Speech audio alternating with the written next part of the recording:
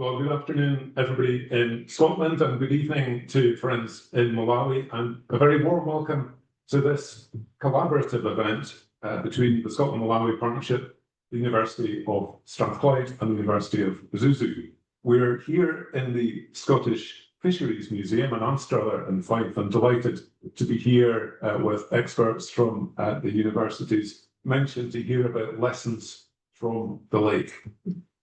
This event is being recorded, so we take your ongoing participation in this event to be your consent to take part, to be shown in the video of the event afterwards. So thanks very much for joining. Over to Professor Tracy Morse. Thank you. Thanks, Stuart. Takulandalani to everyone online and here in Anstruther. Lovely. We've had such a good week this week, getting to go to Blantyre and the David Livingstone Museum here in Anstruther as well. My name is Tracy Morse. I'll be the chair for today's roundtable, and as well as being lucky enough to be involved in the work that you're going to hear about in my role in environmental health at the University of Strathclyde, I'm also very lucky to be a trustee of the Scotland-Malawi Partnership, who are, of course, kindly co-hosting the event today. Particularly thanks to the Scottish Fisheries Museum, as Stuart said, for having us for this roundtable as we explore the history of fisheries between Malawi and the important ties between Malawi and Scotland and the influence of colonial and indigenous management of those systems. Particularly excited to be joined by our colleagues from Mzuzu University, who I'll introduce shortly. And again, thanks to Julia for setting everything up, and a special thanks to David Wilson as well, who you'll hear from shortly. David has been an exemplar leader of this research project and a real example of how we should work in equitable partnerships between Malawi and Scotland, which I'm sure you'll enjoy hearing about as well. So our focus of our attention today is on Lake Malawi, and over the next hour or so, we're going to try and take you on a journey through the fascinating historical and environmental research that's been undertaken by both historians and environmental scientists working hand in hand, which is always an interesting experience, and in this one a very positive experience as well. Both from Strathclyde and Mzuzu University, and of course working with our communities on the lake shore and northern across the lake shore in Malawi too. A little bit about scene setting for those that are maybe not so familiar with Lake Malawi. So it's Africa's third largest lake. It takes up about a fifth of the country's landmass, fondly known by other names, including the Lake of Stars, which was named by David Livingstone, but also the Calendar Lake, because it's approximately 365 miles long and 52 miles wide at its widest point. It's a real vital source of food security and livelihoods for millions of people, not only in Malawi, but also in Tanzania and Mozambique as well. And home to hundreds of fish species, including many endemic cichlids, making it one of the world's most rich species-rich lakes in the world. That's not an easy sentence to get right. So today the lake employs over 50,000 fishers, but of course that doesn't negate the over 500,000 other people who are working as well in the value chain along fish production, and the 1.5 million or more that are dependent on that production as well. And being landlocked, the country is massively dependent on the lake for that provision of fish protein. Fish used to provide about 70% of the protein in the Malawian diet, and that has gone down substantially now to about 20%. This decline is largely due to the rapid increase in population, and we've seen about 90% of the fish population decline since the 1990s. The population growth around the lake, which you'll hear about today as well, has not just affected fish, but also the wider and broader environment around there too. So the need for use of wood and biomass for cooking has led to massive deforestation and siltation of the space, but also we see widespread pollution of the lake from poor environmental health services like water and sanitation. The lake is commonly used not only for drinking water, but also for bathing and, when necessary, as a toilet. We also see an increased use of inorganic fertilisers to support agricultural production for the rising population and the associated contamination there as well. In our current world, we don't seem to be learning very well from the past, but we really wanted to be looking at history to help inform the future of management of Lake Malawi. And so we wanted to build together on research we'd previously undertaken in the water and sanitation sector with communities, and a fantastic opportunity arose with UK research councils to bring together people from social science and humanities and people from the science world together. And David very keenly took on that mantle, and we connected up with our colleague that we'd worked with for many years, Wafu at Mzuzu University, who kindly introduced us to both Bryson and Nkhoma and Elias Chirwa. And so the team for this research was born.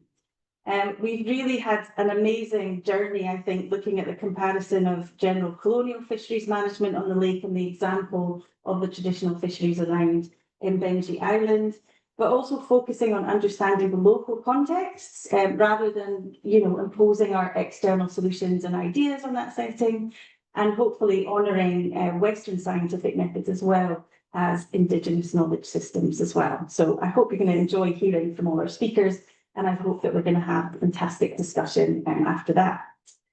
I'm going to hand over to our experts around the table now, but I'll quickly introduce all of them so that they can just present one after the other. So firstly, David Wilson, who is a senior lecturer in history. He focuses on maritime, legal and environmental history within the context of British colonialism between the 17th and 20th centuries, including subjects of piracy, fishing, trade and coastal communities. And then we are delighted to have Bryson Nkhoma, Professor of History at Mzuzu University, where he specialises in African environmental and agricultural history. He's undertaken research in migration and diplomacy, irrigation farming, peasant agriculture, food security, and of course, hidden histories of fisheries as well. He particularly enjoys and focuses on using archival research and oral histories, and I'm sure you'll really enjoy hearing his experience in this project here too. And then we'll hear from Charles Knapp. Charles is a reader in the Department of Civil and Environmental Engineering at Strathclyde.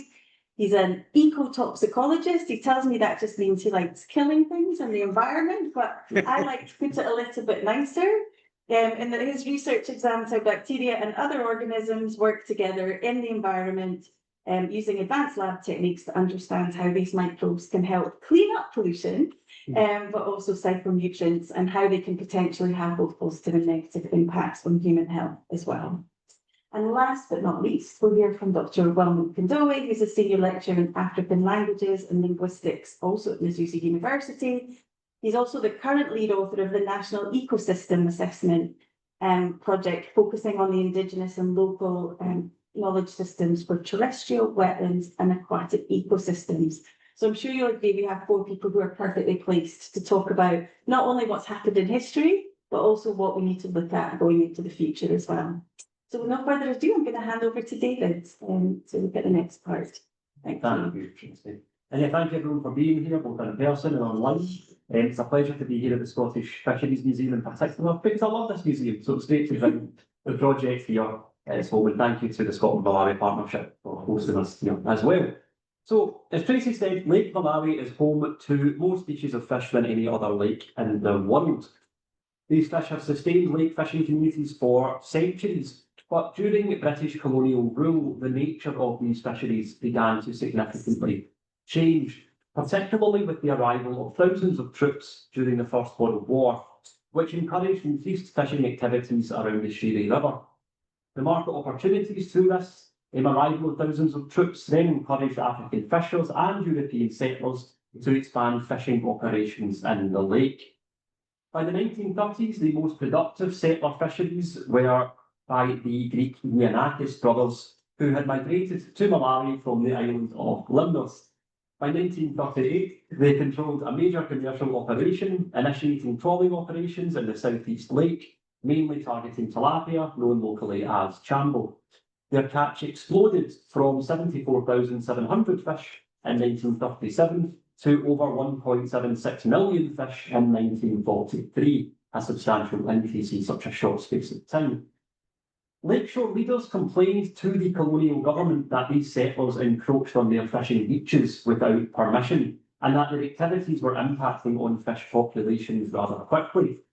Reports that the Giannakis brothers were filling petrol tins with caviar during the breeding season didn't help their reputation much either. Concerns over increasing pressure on fish stocks and potential social upheaval prompted two very different management responses in the mid-20th century. The colonial government's science-led management regime and the customary chief-led management regime at Mbenji Island. In our project, we aim to explore why these regimes led to drastically different outcomes over the short and long term. One, a more patchy and weak regime led by the colonial government and then the independent government of Malawi, and the other celebrated widely as a model of sustainable management still today in Lake Malawi at Mbenji Island. Here I'll give a brief overview of our research surrounding the colonial regime using colonial archives before passing over to Professor Nkhoma to discuss Mbenji Island as well. So, following these complaints, the British colonial governor began pushing for scientific surveys to assess the state of fish stocks in Lake Malawi and advise on the future direction of the industry. Between 1939 and 1955, three major scientific surveys were commissioned, deploying British scientists to assess fish stocks and advise on achieving the maximum sustainable yield, which just meant the maximum yield of fish that could be harvested each year without damaging the fish stocks. The most dramatic findings came from Rosemary Lowe's survey between 1945 and 1947, which suggested that the official chambo fisheries of the South East Lake were already being fished to their utmost limit. The solution that each survey team suggested was to bring the fisheries under much greater governmental management and oversight. To quote Rosemary Lowe, the easiest way to make the fullest use of all the fish stocks on a long-term basis would probably be by having unified and government control over all the separate fisheries. Now here's where one of the major issues emerges from our project. Each scientific team relied heavily on African fishers' knowledge, with fishers providing information about fish behaviour, seasonal patterns and effective fishing techniques throughout the lake. But scientists then folded that knowledge into the reports that were used to create regulatory regimes that excluded fishers and lakeshore leaders from decision-making. Following these surveys, what emerged in the final 2 decades of colonial rule was a patchwork regime centred on managing a single species, the chambo, using incomplete data from a handful of monitored beaches, while the vast majority of lake fisheries operated completely beyond governmental oversight. Colonial regulations mainly targeted the settler fisheries, so a 1-month closed season was imposed on settler fishers, targeting chambo in the southeast arm every December, and that was later extended to November when a continuing decline in catches suggested this closed season had not worked. African fisheries, meanwhile, continued to be portrayed as underdeveloped by the Colonial Fisheries Department, needing technological and commercial guidance rather than regulation. This, however, ignored the reality that African fishers were rapidly adopting and adapting new technologies and techniques throughout this period too. You can't really see it on the screen very well, but there's a graph, the top graph, which sort of shows you the changing data and changing catches within the African fisheries as well. All these are available on our website if you look at it. I've got a volume couple of. By independence in 1964, this patchy and fragmented centralised system had proven unable to monitor lake fisheries and had done very little to stem the continued expansion of fisheries in the South East Lake. It was increasingly disconnected from the evolving realities of the lake fisheries. And this disconnect only deepened after independence. In 1993, the same year that single-party government collapsed in Malawi, so too did the chambo stocks of Lake Malawi.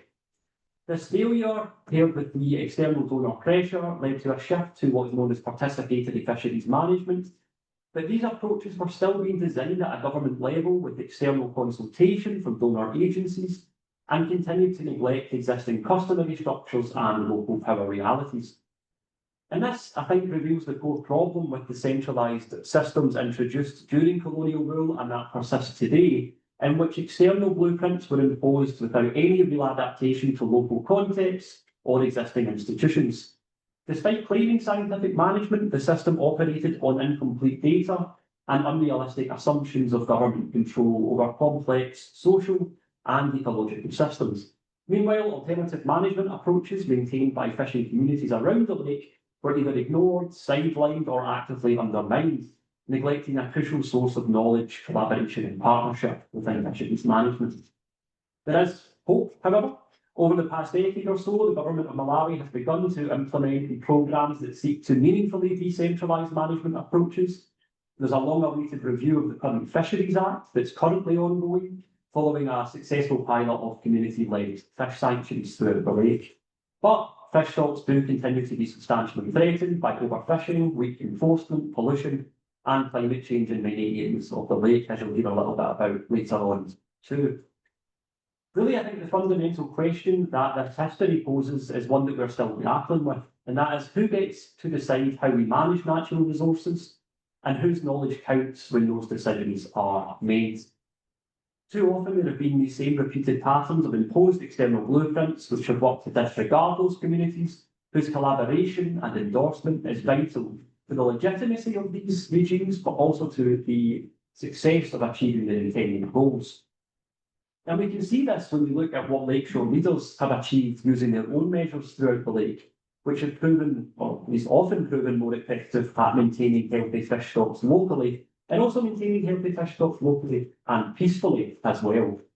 So I'll pass it over now to Professor Bryson to tell you a bit more about one of the most successful of these regimes on the lake. Yeah, thank you, David. Thank you, Tracy, and good evening. I'm Bryson Nkhoma, and then I was responsible in the project for data collection, data analysis, and also doing some oral studies on Mbenji fisheries.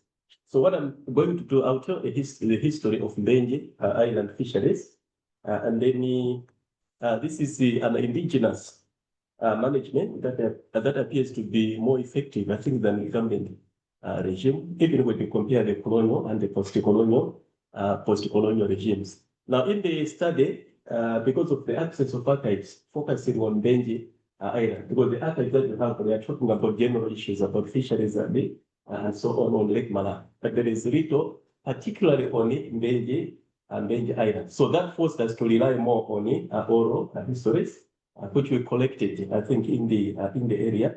And this also helped us to capture the voices of the local people with regards to fishing and its management and so on. What we did was to interview about 24 elders.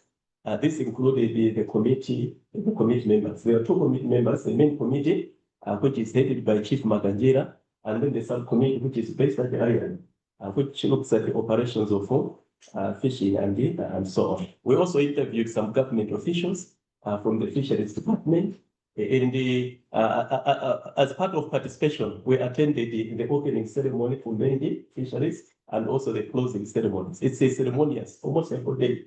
And then we're able to interact, get information and so on. We also organized a workshop whereby government officials, fishermen, and plus the Chief Makanjira were invited, and they were sharing some information about Mbenji Island. I think it's on the basis of that information that we're able, I think, to write the history of Mbenji fisheries management. Now, when we're looking at the Mbenji fisheries, what we should note is that Mbenji fisheries is an organized system that started in the early 1950s, when two fishers from Lake Island convinced Chief Makanjira, in whose jurisdiction I think Mbenji Island was located. They convinced him that there is a lot of fish in that area and that they can develop a regime where fish will be produced and supplied, I think, to the country of Malawi.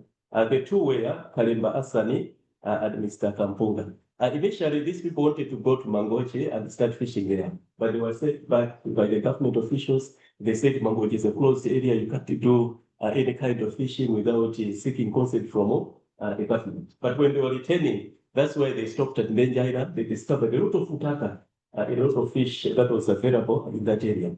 And then Chief Makanjira accepted it, but then he decided to make it or to regularize that type of arrangement so that people should not just go there and do some fishing. So that marked the beginning of Mbenji as a fisheries management regime. Now, to enhance fishing, what he did was to develop some rules and regulations. One of the key rules was total closure of the island for fishing from December to April, as opposed to the government regime where they were simply closed in November and in December. So from December to April, there is a total closure. Unlike the government side again, usually they don't allow any kind of fishing. But in the government, I think it's a question of the type of gears that we use. So there is total ban in that area. And then that allowed, I think, the fish to grow and also to be so that they harvest in abundance, especially after April. Now, apart from controlling fishing in the area, there were also some regulations to do with the conservation and also moral issues. For example, there is a prohibition of cutting trees in that area. There is also prohibition of drinking beer. And surprisingly, women are not allowed to go to Mbenjie as part of the rules that are there. And again, if there are animals like birds and so on, nobody is allowed to chase. And there are some beliefs because they believe that Mbenjie is a spiritual place. And then if you cut down trees, the ancestors will not be happy, and then eventually will not have abundance of fish. So that's why they instituted those rules and the regulations. Now, during the ban, the chief observed strict patrolling, and those found were are usually heavily fined and banned from fishing, maybe for about 5 years. So once you're caught trespassing, then you will not be allowed to do any fishing in that area.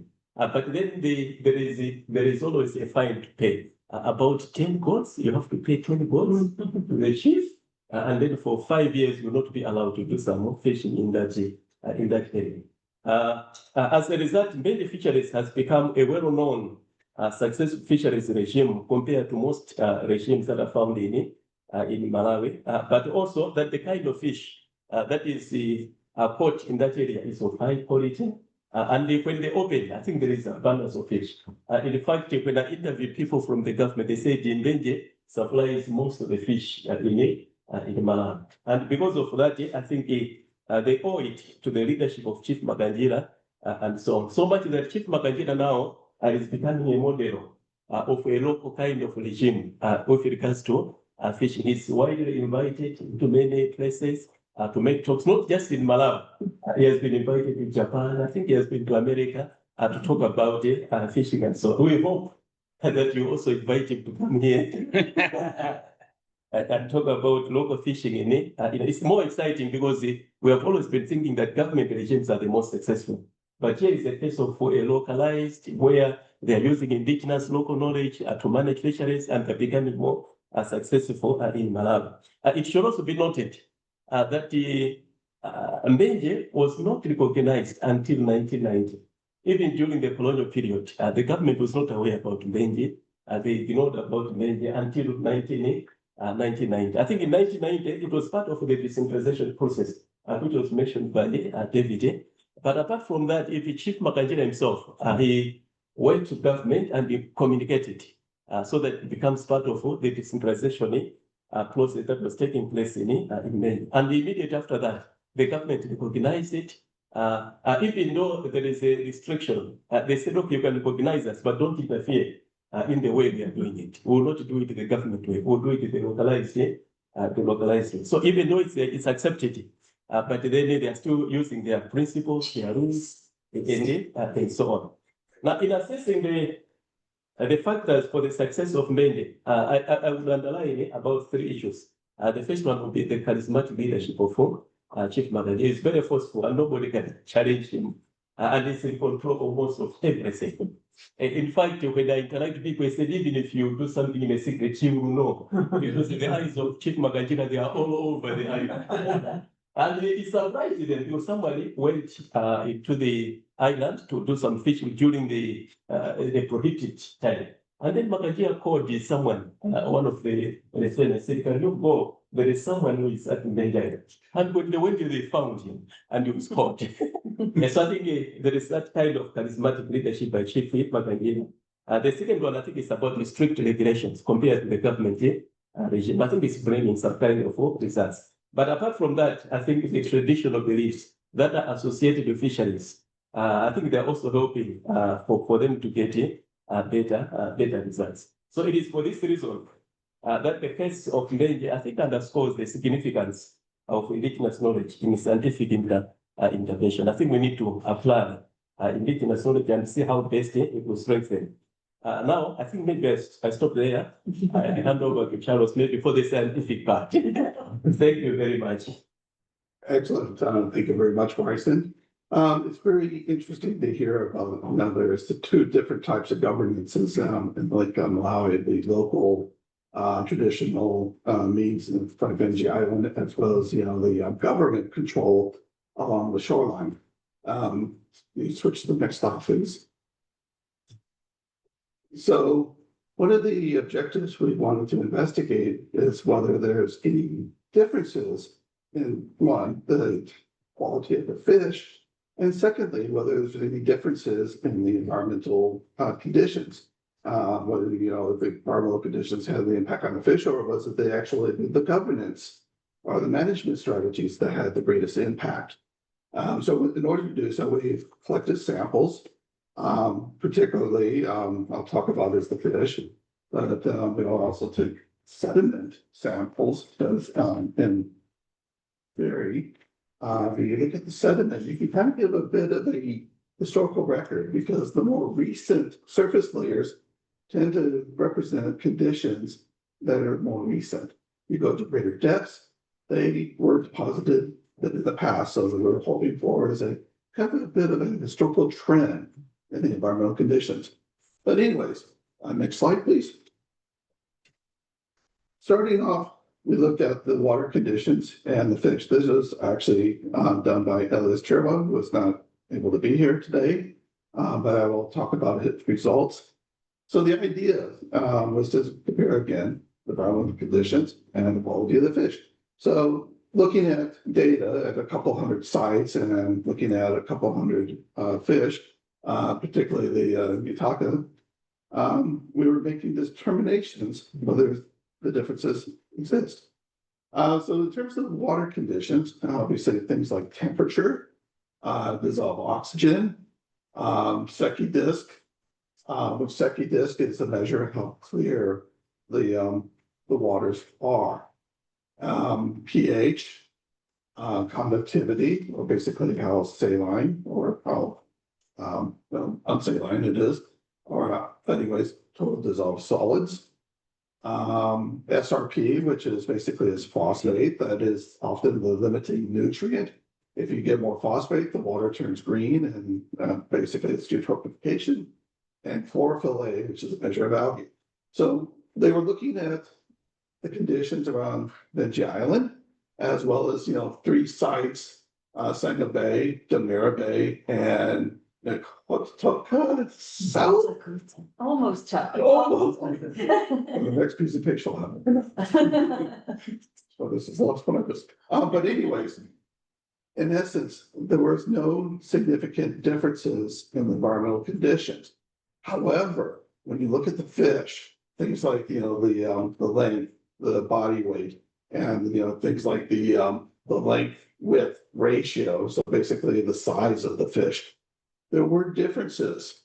Around Mbenji Island, the fish were essentially bigger and meatier, suggesting that they actually grew more effectively.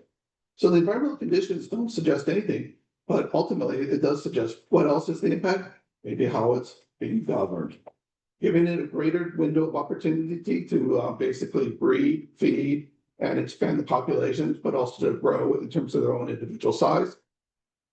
That is probably the result that's most evident related to the governance.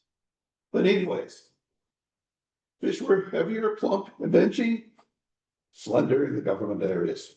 Obviously, that has a huge impact, I guess, on food stock and food security. Next slide, please. Yeah. Good to be right there, that's fine. Sure. Yeah, that should be fine. But in terms of the other conditions, so I was looking at the sediment and was able to get the samples from the three shoreline areas. We were not able to get too much sediment around Mbenji Island for some reason. But anyways, I was hoping to get a sense of some of the emerging concerns, such as, pollution levels and things like that. So we looked at things such as metals in the sediment.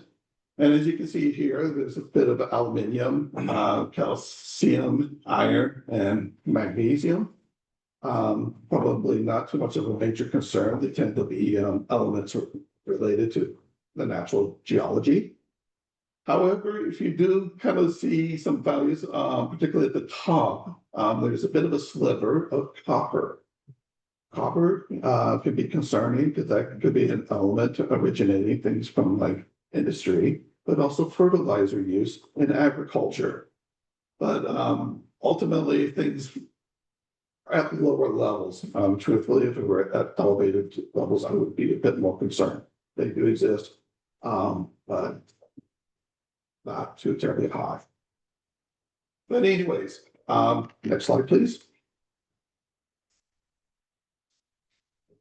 So I also looked at microbiology, so like the microorganisms. Highlighted there is the green. Obviously, the samples vary a little bit.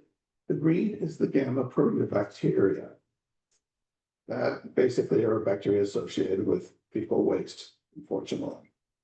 The purple are bacteroides, also associated with basically the bacteria within one's intestinal or gut microbiota. Unfortunately, they tend to be quite dominant at varying levels. We've also looked at things like, pathogens. We're finding that there. Next slide is it. No, it won't. You can see. Yeah. The cursor just keeps disappearing. But yeah, we did, looked at the DNA, not just, for the bacteria, but things like the amoeba. Amoeba is a protozoan, and it could be a pathogen to fish, such as the amoebic gill disease. And it also could be a source of disease for humans as well. So finding levels is a bit concerning, and the levels have been actually increasing over the years. So that could be something to kind of keep an eye on, particularly as it could impact the fish. Next slide. I'll leave it here for a second. Also, I looked at is antibiotic resistance. Antibiotic resistance, a lot of people, assume that it comes from the antibiotic use. Yes, it can. If we were to use antibiotics as humans, or if it was being used in terms of like fisheries, if you're doing aquaculture, they can have impacts. But what a lot of people don't often realize is that antibiotic resistance also originates from pollution in the area. Essentially, if you were having, say, organic pollution, mental pollution, if it stresses the bacteria, they don't know what originally causes the stress, but they will start exchanging genetic information, and some of that genetic information is our genes related to antibiotic resistance. Unfortunately, that has been emerging in greater concentrations and also in greater diversity in the shoreline areas. And that can have a huge impact both on the fish and the humans in terms of food and water security. Next slide. That's all I have to say. Thank you very much. All right. Thank you so much for it. So my name is Wellman. I did take an active role in this project. I joined at the later stage. So I was a translator in this project. So when they do the studies, the interviews and the like, I was the one who was responsible to converting them from local languages to English, and even the subtitling of the video. I did that. So, however, I would want to talk about something different, quite broadly, about the use of indigenous local knowledge systems in fisheries management. So, research has indicated that 65% of the world's land is owned by indigenous people and local communities.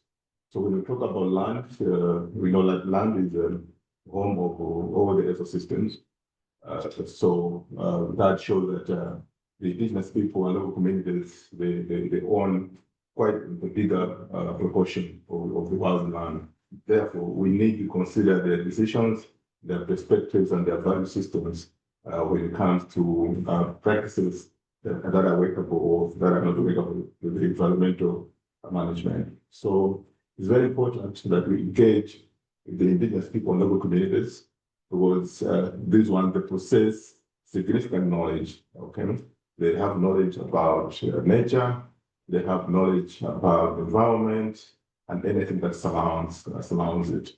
Because these are the people who have direct benefit in fisheries. When you look at the forest, the benefit in the fisheries of fire, they benefit directly in terms of medicinal plants.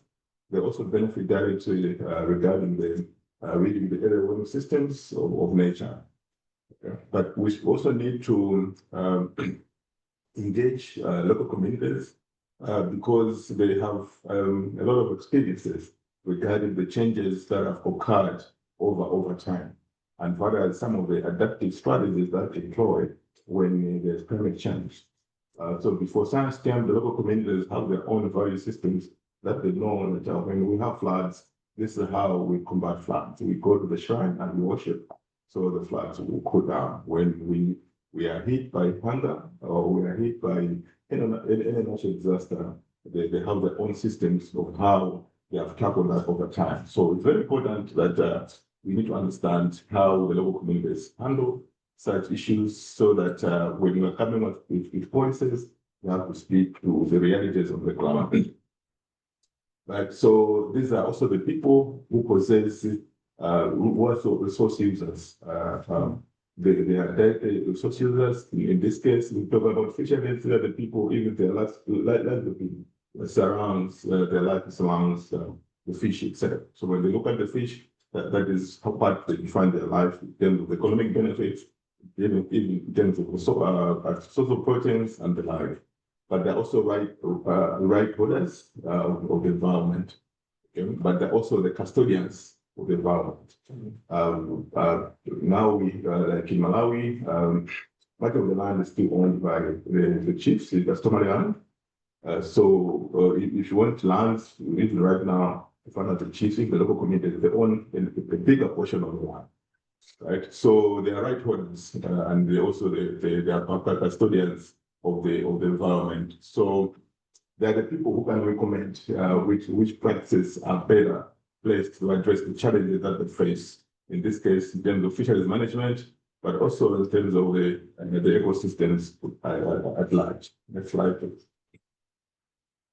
Right, so there are a few lessons that I want to talk about, and these lessons are drawn from the project that we're doing currently on the National Ecosystem Assessment that is funded by UNWCFC and UNESCO.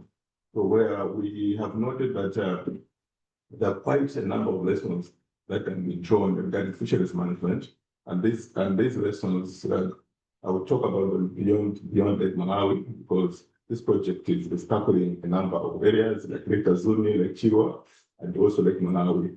So on Mbenji Island, as just Bryson said, it's a place that is believed to be an ancestral site, and people have their own value systems regarding how they can control fisheries on Mbenji Island. We mentioned partly, Bryson, about the fear of ancestors, but also the strict regulation that Chief Makanjira put in place. But beyond that, Mbenji Island is believed that when you go there to fish at night, you're likely to meet spirits or like a naked woman. And there was a time where one white lady, one European disappeared at Mbenji Island. Okay, so people have those fears that when you go there alone or when you go there to fish at night, you're likely something bad is likely to happen to you. So because of that belief, people are afraid to break those beliefs, values. In the process, that reduces overfishing at Mbenji Island. As a result, the fish stock, the fish size grows bigger, and the fish taste improves, as Charles mentioned.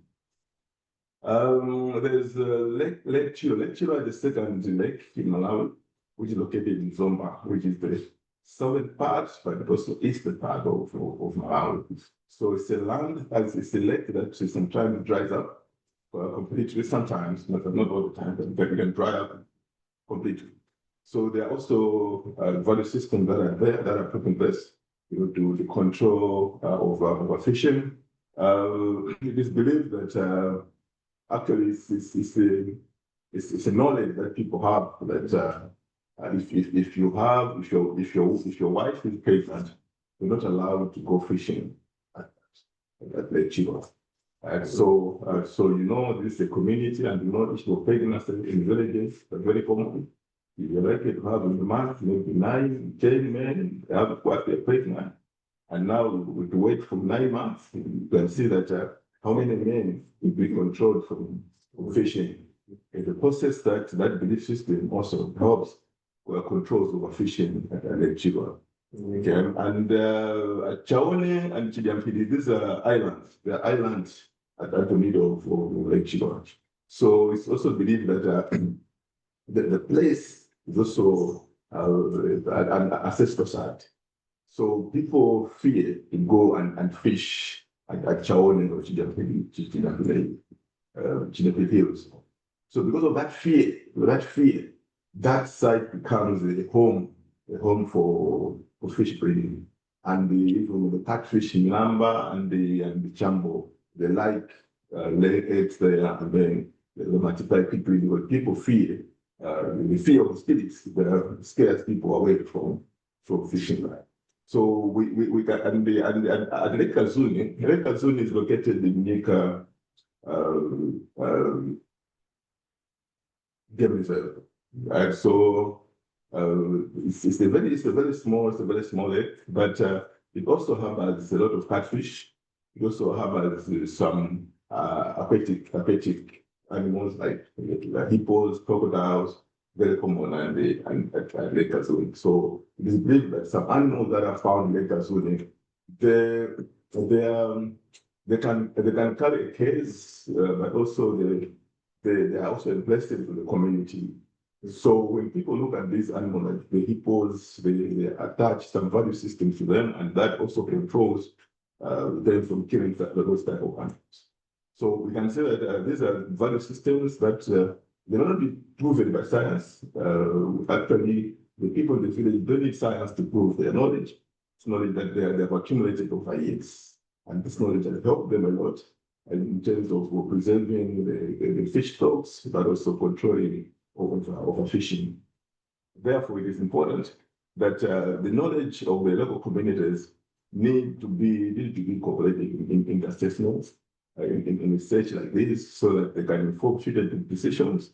Well, these local communities are the ones who the policies that are going to come up, they directly affect the local communities. Therefore, we should reduce the top-bottom approaches, and we try to have projects that are led by the community.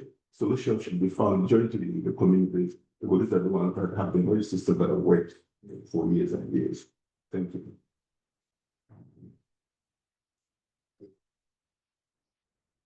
Yeah, so from these presentations that we shared today, I want to just discuss a few of our sort of key learnings from the project itself. What my PhD supervisor would say to me, the so what. You know, say, why are you doing this study? So what? So this is really the so what of our project itself. What we learned was that the successes at Mbenji are a result of the collective elements of the management regime, so that the technical aspects cannot be simply taken and applied elsewhere. So you couldn't take the close season at Mbenji Island and just apply it somewhere else without all of the associated aspects of the regime, whether that's traditional knowledge, the leadership of Makanjira, or other aspects. You can't just take it and apply it elsewhere, although they do try to do that sometimes. And I guess one of the most important parts of this is thinking about the legitimacy and the effectiveness of different management regimes, whether over fisheries or agriculture or forests or any other natural resource, really the technical principles that recognise these complexities of the ecologies isn't enough. Really, these targeted technical regulations have to be based in local knowledges, local belief systems, and particularly strong leadership and strong enforcement as well. Because legitimacy comes from both fairness, whether that's through fair enforcement and fair communication of the management regime itself, but also through observed successes as well. And I think part of what happened at Mbenji Island was that the first few years in the 1950s, there was difficulty. There were individuals who were infringing on the management regime, and there was strict enforcement and sort of consequences for that. But then over a few years, they started to recognise that the catch was better and the catch was being maintained. And that observed success then led to greater compliance. So there was sort of short-term legitimacy and then long-term legitimacy as well. And part of that is to do with connectedness also. But one of the things about connectedness that we discovered from this project, it was a bit surprising actually, we didn't really expect to come across this, was that at Mbenji Island, part of the reason for its success is that when there is the closed season, the longer closed season at Mbenji Island, fishers from Mbenji who don't turn to agriculture or other methods, then turn to other waters in the lake. So they leave the Mbenji waters and they fish elsewhere. They fish in the government waters, whether they are open or closed, lack of enforcement sometimes. But what that then shows you is that if you try to apply the closed season from Mbenji Island across the whole lake at the same time, what you'll probably find is that you will impact on the success of the Mbenji regime too. Because fishers are not locked into different management regimes, they're moving across different management regimes as well. And I think we need to recognise that a bit more. We think about taking different principles and applying them elsewhere. As I said, leadership and communication is really central. This regime has relied on successive Chief Makanjiras to really focus on the regime and take ownership of the regime and take pride in the regime as well, to continue its success and to communicate its success too, particularly through the opening and closing ceremonies, as Bryson mentioned, with these opening and closing ceremonies. But during these, they both discuss why this management regime exists, how it exists, the history of the regime. But then they also talk about people who have infringed on the regime from the previous season, from the previous closed season. And again, that gives a bit of consequence. If you do infringe, you can be named and then you can be fined. And it shows sort of to the community right away here is the consequence of not following these regulations. Also, there had to be greater support for the regime itself. Was another one of our key findings, is that while Mbenji Island has existed, or the regime has existed since the 1950s, it was only in the 1990s, as Bryson said, that the government itself learned that this existed. This regime was there, so the colonial government, and I've looked at all the records, I couldn't find a mention of Mbenji Island in the colonial records. They don't know about this regime, they don't know these fisheries exist. But when you look at the 1990s, when the participatory management started to happen, and Senior Chief Makanjira went to the government and said, this is what we do, can we sort of gain our recognition of that within the participatory management regime? That was kind of it. There wasn't a great deal of extra support given to Mbenji Island from the government. And that's one of the things that we sort of discussed as part of the workshop and as part of the project is what support is needed. And it tends to be resources. That part of our project was to analyse the fish stocks, as Charles mentioned. This is the first time really that analysis has taken place at Mbenji Island. There had always been discussion, there was success at Mbenji Island, the fish were healthy at Mbenji Island. There had never been the data gathered to say, well, is this true? Like, can we see a natural difference in these waters to other waters? And is it environmental or is it management? And the government, the community-led regime there, the committee, wanted us to do this science to help them have further data that they could use to make their case as well. Hopefully that can be a sort of longer term situation. If we could get the government to monitor the fish stocks there over the longer term, we could start to observe that success for longer too. Finally, just so I can stop talking, I'm sure you can't wait for me to stop talking. Finally, I think what was really central to this project is one of our key learnings, and I'm biased here because I'm a historian, but I think we need historical awareness. And all of these projects and all of these ideas of management and taking natural resources under government control or community control, we need to understand what has happened in the past in these spaces as well, because you cannot just pretend to start from scratch and think that everything that came before can be undone, whether that is tension or conflict between government enforcement agents and communities, or that is a community-led regime that has existed for decades. You can't then just take that and replicate it elsewhere. You need to understand where these regimes have come from, what has been the long-term successes and indeed failures of these regimes, and how they connected to each other. So we need to hire more historians, I think. It's my key argument that I will finish on there. Thank you. Thanks very much, David, and thanks to all the speakers. It's been really interesting journey and lots of different perspectives. And of course, there's always space for more historians, David, but more scientists too, right? Oh, Charles? Yeah. As a shameless plug, before I go on to opening up for questions, just to say, for those online or anyone who's watching the recording later, there's a fantastic exhibition both here in the Scottish Fisheries Museum, but also in the David Livingstone Birthplace Centre in Blantyre as well, which summarises a lot of this research. But I think one of the best things about the exhibition too is the short film that's been made that really shows Bryson was there to experience the opening or closing ceremony, I forget which one, and talk to the various players and that as well. And it's a fantastic short film that really gives life to what is a bunch of PowerPoint slides in many ways on this as well. So great. So with no further, I'd quite like to open up to the floor. It's great to have some visitors both here and online. So please, we'd like to open up if anyone has any questions. I've seen a lot of frantic scribbling in the room, so I think there might be some questions here as well. Any comments or questions from anyone? Or online, please put your hand up or stick it into the chat, please.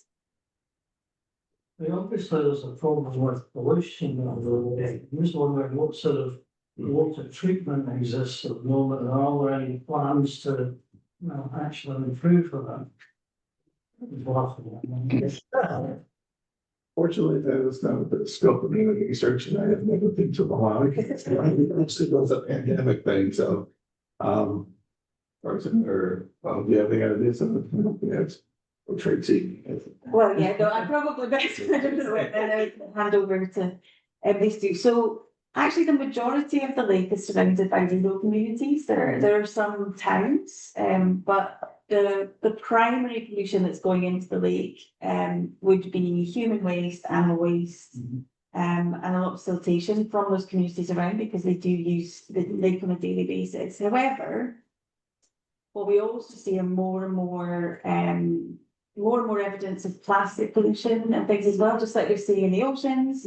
It's being carried down in all the rivers from the capital city and from all the more urban areas around down into the lake as well. So you're starting to see islands of what would originally have been reeds and water hyacinth and these kind of things in their own polluted way, moving around the lake, also being encumbered now with solid waste and things too. So part of this is what we're hoping to look at, and someone gives us some more funding, and we get to explore some more of these areas as integrating a bit more about what the kind of common and current lifestyles as well, and the implications of that and pollution of the lake.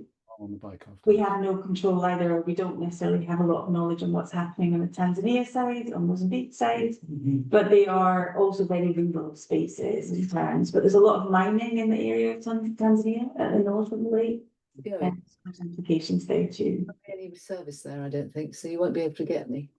And that their address isn't in the book. You do have a question hand up there from Stephen. Yeah, that's fine. I just wanted to say to Bryson and Wellman if they want to add to that at all on the pollution in the lake first, if that's okay.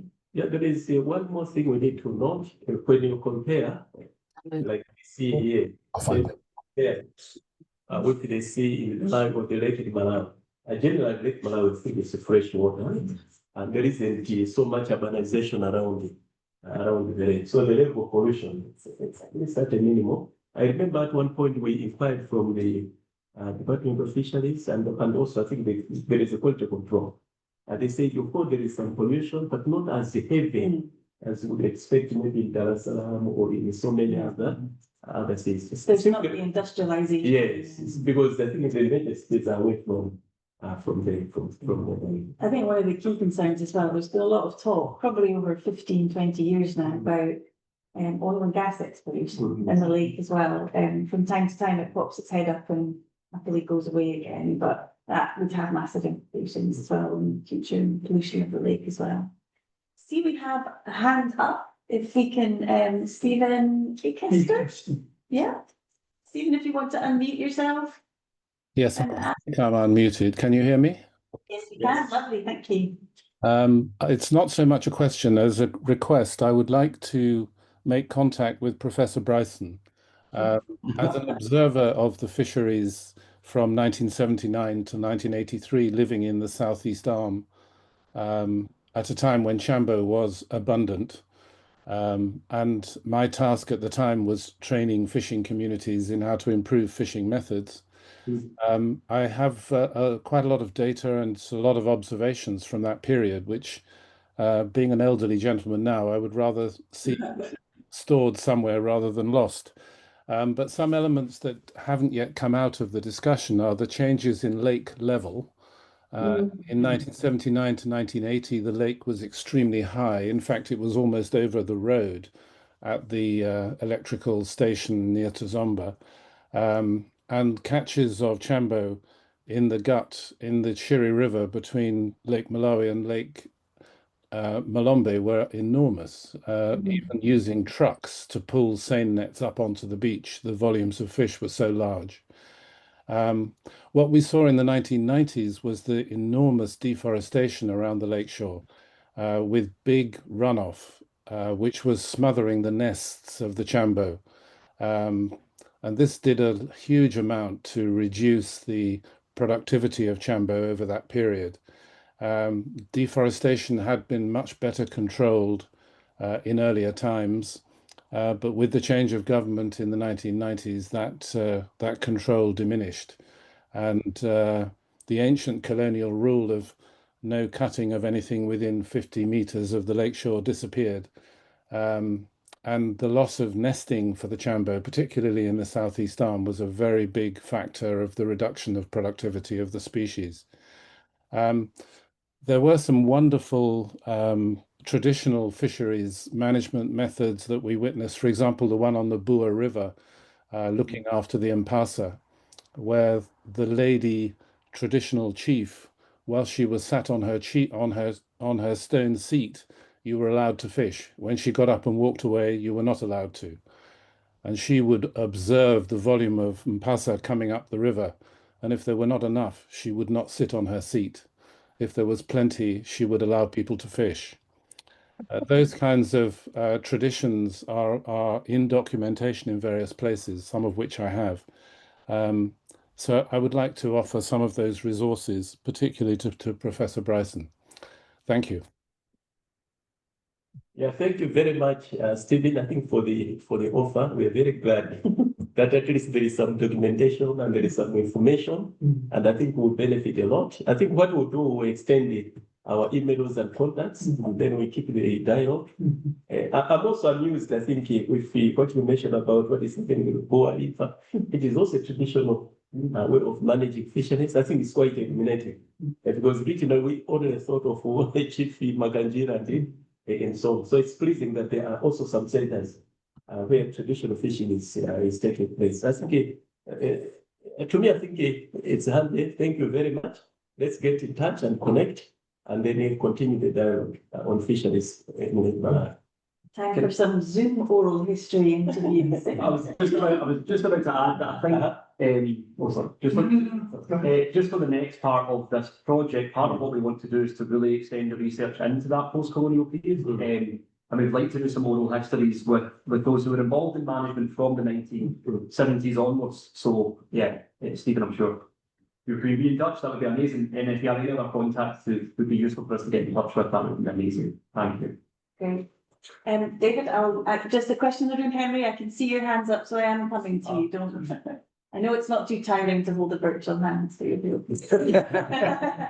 On that same thing, somebody who would have been here tonight, by the fact that he was in Japan, the timing was all wrong. I say Dr. John Wilson, who was a fishery, he worked in the fisheries in the 60s, certainly in the 70s, and he, when I showed him that's coming in, was very interested in it, and I think he would love to be contacted. and have an input. I can give you his email address, and he will Stephen make Castor the massively contemporaries. And I think he would have a lot. If you're looking for that sort of person, that's the sort of person I'm looking for. This is an amazing event already. This would be fantastic. Yeah, this would be good. This doesn't mean you get to go to Japan, David. Zooming, that's what it's gonna work. I don't know. Thanks, David. That's really helpful. Henry, lovely to see you. Welcome back into the SMP there. It'd be great to hear your question or comment. Thanks, Prof. Morse, and thanks everyone. I can see Dorothea there smiling at me, and everyone else. To begin with, I would like to really thank you for staging up this insightful discussion. I'm really enjoying it, even though I've joined a bit late, but it's quite useful. What I have is more of a question going to Professor, I've forgotten the name, but the one who is doing the fisheries thing. It would be good, it would be nice actually to explore actually the ways in which people could appreciate how pollution contributes to fish diseases right here in Malawi. And going through what you have presented, I think it's quite vital to do it in targeted areas as well. I just wanted to know how far we are doing on that. I mean, like bringing the message to the communities about how bad pollution can impact on the fish, because not many of the people do understand how pollution contributes to fish diseases. Thank you. Yeah, no, thank you very much. I mean, we're obviously here hoping to pursue this much further, and then basically we'll have more samples that we can actually analyze. In terms of communication, I mean, we'll hopefully is feedback, to the communities in a manner that they can understand, the what is the impact, things like the amoeba diseases, what to look for in the fish, and in terms of the gills, inflammations, and things like that. Antibiotic resistance is obviously an emerging concern, but that's also been a bit of a challenge. I'm not sure if anybody really fully understands, what are the impacts, what are the causes of it. But obviously it can have impacts on when people are predicting, the next few decades. That is going to be, I think there was what's called the O'Neill report. They're saying it's a UK based, again, investigation that might be more deaths related to antibiotic resistance than cancer, but I'm sure that's not going to be the same cases throughout the world. But anyways, yes, we're hoping to, like David was saying, is that we can explore other areas. I'm looking to get more samples and actually do a more focused study related to this. What we have done so far is just kind of a good survey, and it has opened our eyes. I would like to kind of explore this even much further. Maybe just to add on to that, Henry, I think the importance there of us working with partners like World Fish that we're talking to and things as well about, and obviously bringing in people like Wellman on the importance of how we communicate these elements as well within existing culture, and using those leverages, using cultural beliefs, Indigenous beliefs to help leverage change and understanding as well, be really key to that as well. So it's a great question, and it would be good to link up with you about that as well, Henry. Yes. Yeah, thank you so much. Yeah, I'm quite ready. Yeah, to link up on that. Thanks. For those in the room, Henry was within the Scotland Partnership Office for a wee while, so it's lovely to have him back home again. Any other questions or comments within the room? Stuart, is that a yes? The chief's charisma was mentioned as, I think, one of the key things as part of the strong leadership. In terms of sustainable management, is there a legacy plan for the future, for beyond the chief himself? Yeah, of course, we shouldn't be worried. The legitimacy is based on someone's charisma. But you will find that since it was opened, it's the chief that has been, there's only one chief. The first one was there and passed on to the other, and they keep on passing on. And it looks like, I think there is a connection because they look at Mbenji as a source of livelihood. And eventually, I think the whole family of the chiefs, so they are prison produced. Apart from that, if you look at the main committee, apart from Chief Makanjira, they have taken all the chiefs around. They have formed the main committee. So whosoever is a chief from within the become, especially the group village area, it becomes members of the Mbenji main committee. But apart from that, then you have the smaller committee, the subcommittee, which is operating like it, and they answer to the main committee. So perhaps maybe using that lineage, will be able to sustain. But of course, I think there is a question of personality. So personality may differ, and so on. But I think we're here to see how best they can achieve sustainability, especially where legitimacy is based on personality and leadership. It's a very tricky one. Yeah, I'm going to respond to that, looking at the value system issue. So it goes beyond just an individual, but it's the value system that are put in place in the community. So whether we have this chief, whether the chief passes on and somebody takes over, the value systems are already there. So we were talking about, for example, the police seasons. These are already in place. So whether we have this chief or not, the systems are still supposed to be followed. But also one thing I like about the Mbenji is the intergenerational knowledge transfer. Yeah, so we can see that even the young ones are also respecting those value systems. So we know that we that kind of let's do trust. Say, no, this system are likely to go on and go on. Because the young ones are born, they're already cultured into the yeah. So should be something for that's why it's important, especially community-led projects. This is the community only the state, it's also not individual. So it will be there. And I think in addition to that, I would also looking at they are working by laws as a major issue.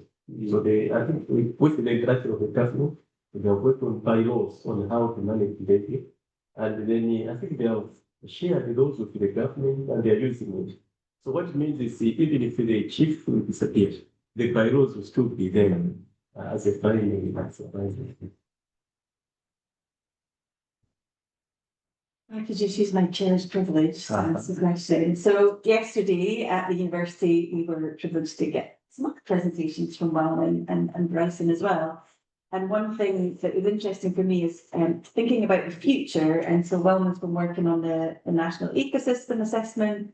And we were talking about scenario planning, and really what I loved about the scenario planning, it was very Malawianized. It was contextualized to be for Malawians looking at those priorities. But just be curious to know, if you're thinking about fisheries, for example, how are we bringing communities into that dialogue for scenario planning for the National Ecosystem Assessment? How are their voices being heard in that process? So, as I said yesterday, that the National Ecosystem Assessment is a project that is still underway. It's a 6-year project that I think is now going through towards the end. So we did the scoping, we did the framing, we did the data collection, and we drafted the report to the first order draft out. We did went through review. Now we're working on the reviewer's comments. We put the second order draft. From there, it has to go through the designing the policy briefs and then dissemination. So it's not yet complete. So yesterday when I talked about scenarios, as I said, that scenario there's future possibilities. Okay, so and it is driven by the trends, and the experiences that occurred through time. And then they're trying to look into the future, say how has the past, the present, how is it informing So these are multiple perspectives, right? So if we talk about the community engagement in scenarios, I think we have to look at it as coming up with the scenarios that are more inclusive, that are effective, and scenarios that are contextualized. So a scenario in Malawi, scenarios in Malawi would be different from scenarios built in another country. Well, these scenarios, as I said, based on the trend. So the communities need to be involved throughout. Okay, so if you're having a project, the communities have to be engaged from the scoping stage, right? So that throughout the process that you're engaging up to the point of developing scenarios, you have the community's voices already represented in what is coming up at the end. So as I said yesterday, that scenarios are built at the end of the project. They're informed by results, the trend, the challenges, the driver that you have come up with, and how do you look at the future.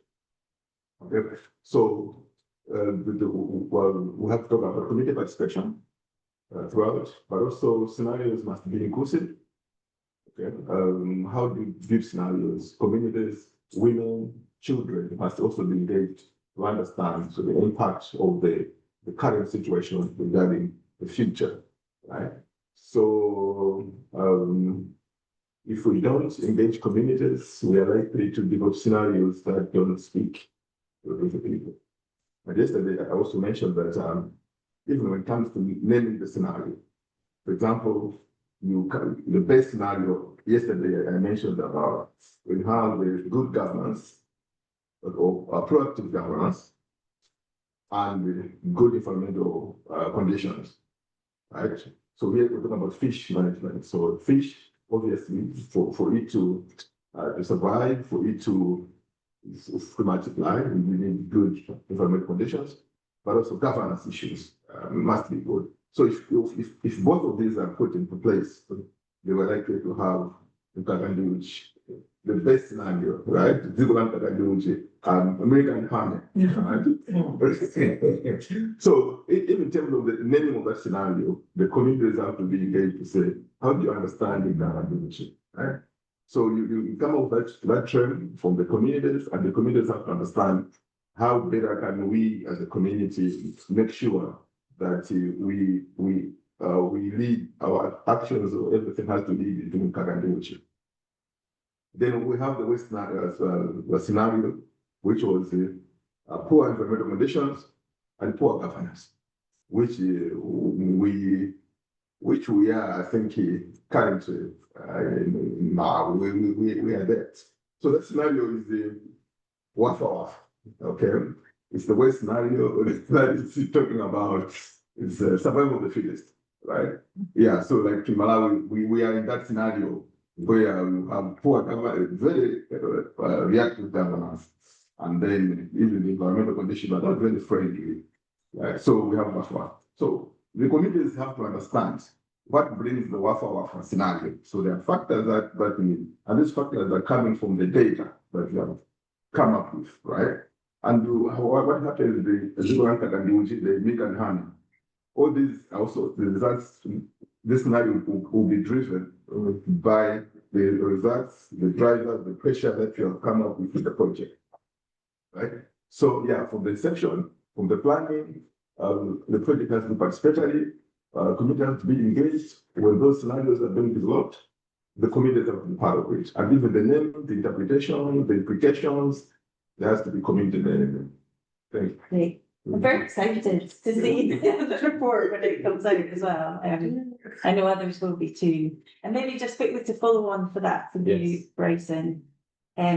You've spoken about why community engagement is so important in that process and looking to the future. So are there particular elements of what we did in this project in community engagement that you think were things that you're very proud of, that you think are things that should be enhanced more to help inform elements like the scenario planning or just the future of fisheries in Malawi in general? Yeah, thank you very much, Tracy. I think when we started, we thought we just the old histories and so on. But then later we discovered that we benefit more from community participation, engagement and so on.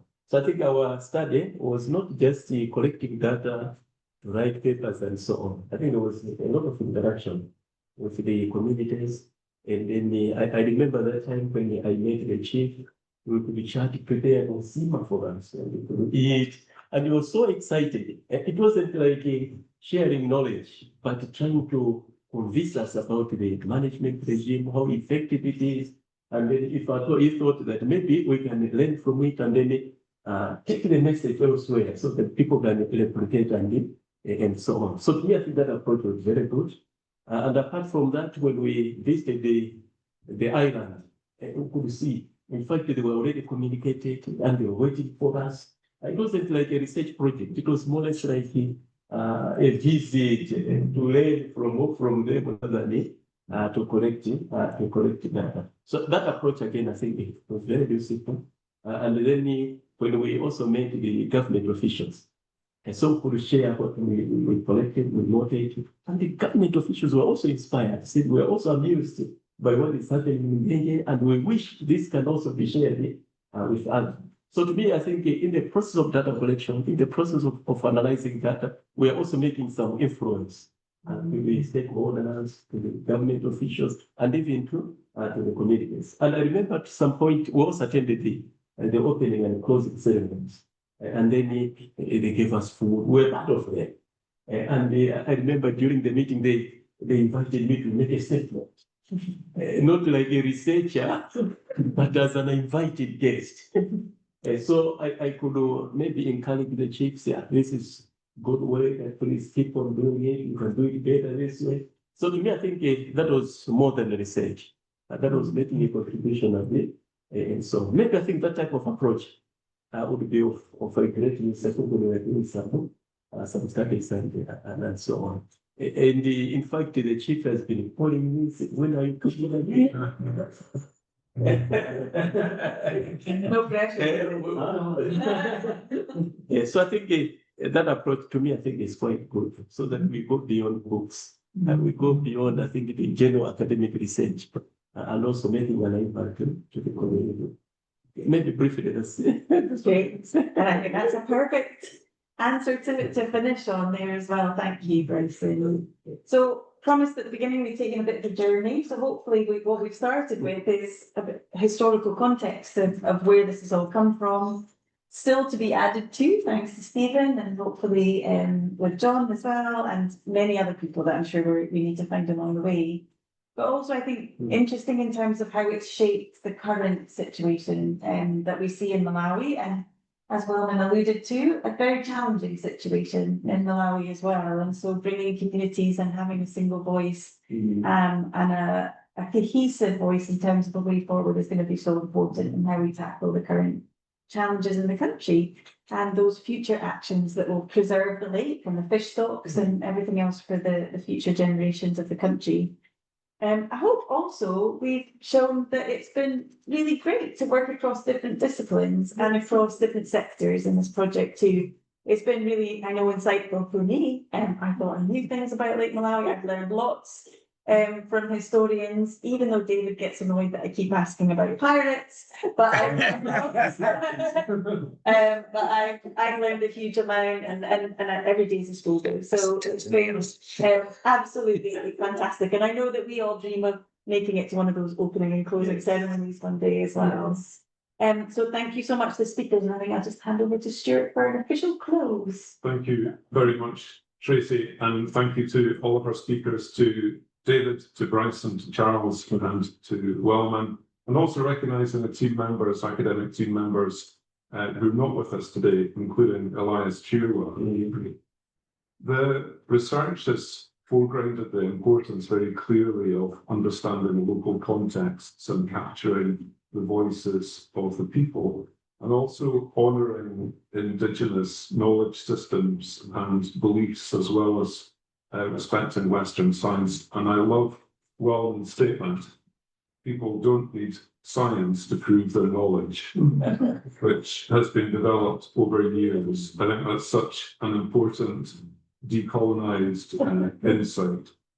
And also when our international news is dominated by the antics of a handful of billionaires, how important to be reminded that 65% of land in the world is owned by indigenous people and their communities, and that they, as you told us, are not just the beneficiaries, but they're the custodians as well.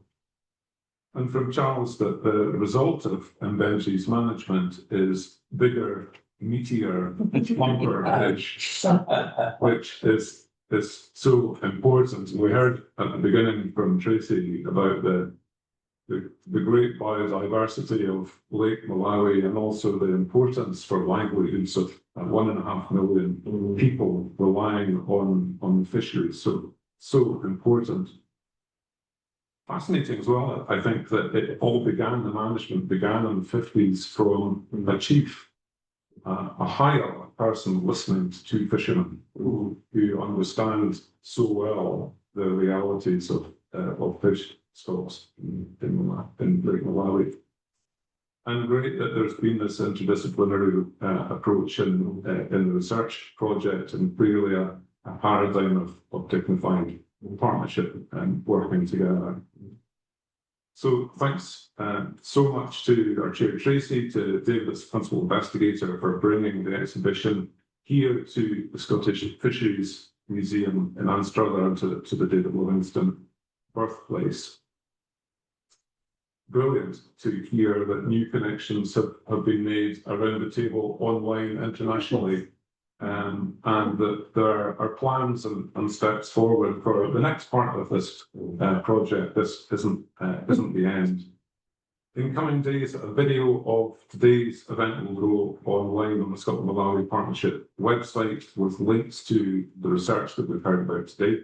The pop-up exhibition here in the Scottish Fisheries Museum will run until mid-October, and there's also the pop-up exhibition of the David Livingstone birthplace in Blantyre outside Glasgow.